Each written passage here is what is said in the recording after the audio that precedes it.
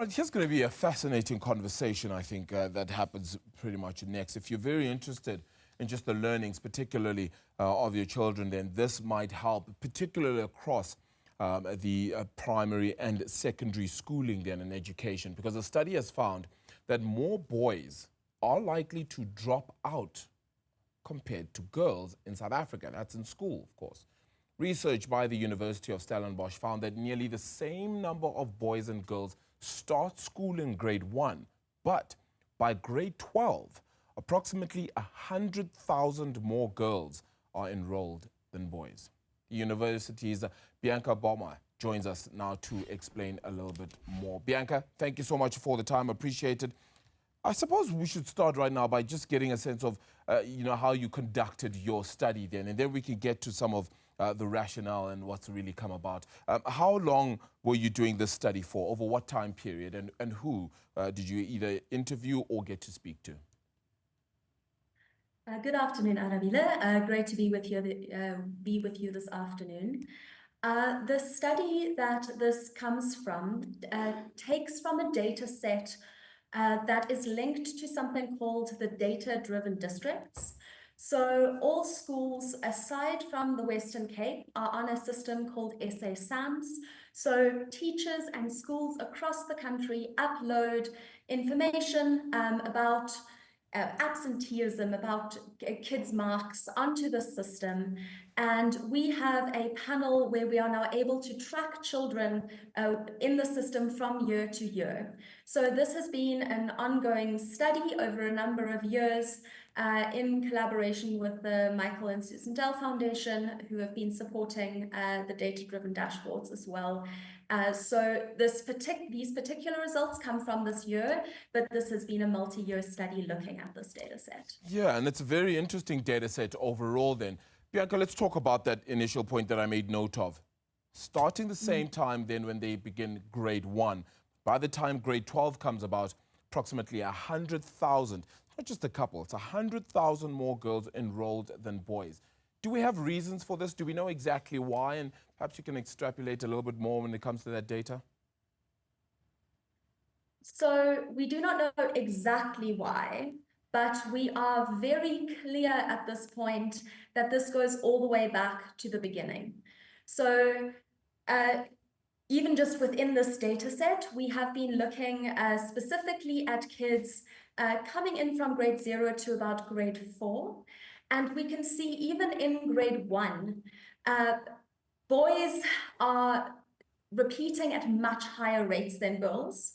So this differs a little bit by age. So if we looked at a boy versus a girl that was coming in at about 5.5 in that first quarter into grade 1, if we take just Gauteng as a nice average province, boys would be being retained at about 23%, so 23% of boys, only about 12% of girls. And if you look at the older within that year group, it's about 9% of boys versus about 4% of girls. So even at the grade 1 level, we are already seeing these gender differences. Then as we track the kids through and we looked at kind of the transition from grade 3 to grade 4, we see that these persist. The international studies that we've been a part of, notably Pearls and TIMS, where Pearls looks at reading and TIMS at mathematics and science. So within Pearls, we have, outside of Saudi Arabia, the largest pro-girl gap of all the countries that take part. And in grade 5 for TIMS Maths, we have the largest pro-girl gap as well. This looks slightly different. We're not quite as much of an outlier by the time we get to grade 9. But certainly we see that these gaps where girls seem to be doing better than boys extend all the way back. And if we look at Thrive by 5, even before grade 1. Yeah. Bianca, do you have any of the data then, if you was to extrapolate for each province as well? Some of the, let's say, the far wider provinces that you have according to this data. I don't know if you have any of that, because it's just very interesting to also kind of get a sense of the gender differences in how students transition from learning in their home language to then learning in English. Perhaps you can help us unpack that one. Absolutely. If we look at one of the really big transitions within South African schooling, from grade 1 to 3, most kids are taught in their home language. For kids that are taught in African languages, almost all of them then transition from grade 3 into grade 4 into being taught as their language of instruction in English. Now, during this transition, we discovered during this project that not only are boys already behind, but this shock of this transition, we find that even boys that were performing at the same level in home language as girls in grade 3, when they transition to grade 4, the boys are performing less well than girls by about 3 to 5 percentage points.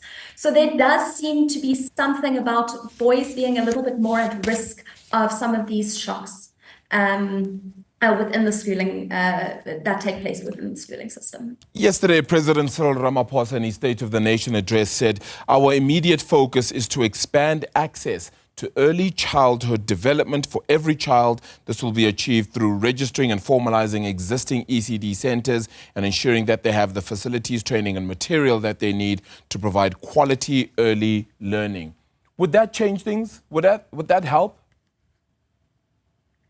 Certainly investing in early childhood education would be one way of addressing this, or at least attempting to explain some of this.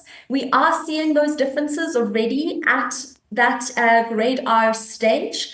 So yes, intervening and ensuring that children are receiving, leading up to grade R, even good nutrition care, and in grade R, as they start their schooling journey, making sure that children are receiving quality instruction within that grade R year. We do see that all kids that are attending grade R do seem to perform slightly better, sort of across the board, boys and girls, all age groups.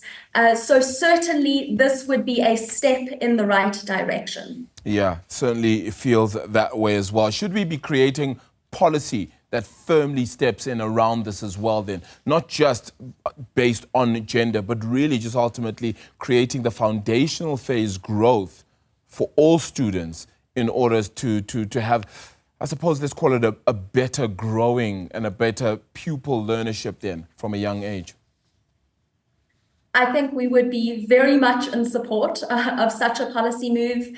And I think there's been a lot of work that has been done. So what we're talking about here is not just instruction in grade R, but really throughout the foundation phase. I mean, we can take this all the way through to grade 12, but really a focus on the foundations. So learning to read and write, your literacy skills and your numeracy skills. So ensuring that the instructional core, so this is the learning and teaching that is taking place in the classroom, is done as well as we can for the kids that we have there. And we have a fair bit of evidence, actually, both produced by government but also by nonprofit organizations around interventions that can take us in this direction. So certainly focusing on getting the early years right would be a large step as well to try and address, hopefully, and we have seen that boys in this case, if such a well-structured program is put in place, benefit somewhat more even, simply because they happen to be the weaker learners of the bunch. So all kids benefit, but sometimes this can help to essentially benefit weaker kids. Yeah, one would certainly think that it perhaps could be of great benefit. Bianca, thank you so much for the time. Appreciate it. Bianca Böhmer is a research and a PhD candidate then for the research on socio-economic policy at Stellenbosch.